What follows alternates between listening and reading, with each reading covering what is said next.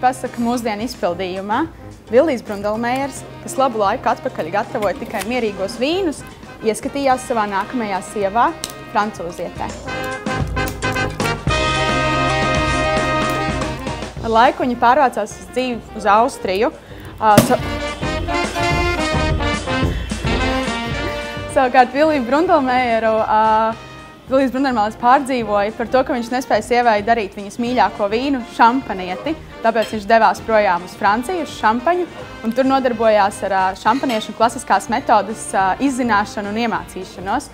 Vīns, kas sākotnēji tika domāts tikai ģimenes vajadzībām, šobrīd ir kļuvis par vienu no vīna baudītāju un vīna kritiķu mīļākajiem dzērieniem.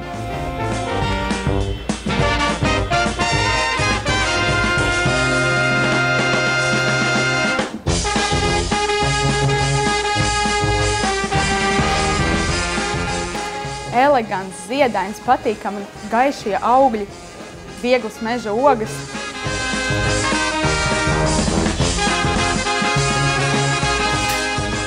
Garšā jūtami smalki, delikāti burbulīši, patīkama ziedaina, meža zemeņu, meža aveņu pēcgarša.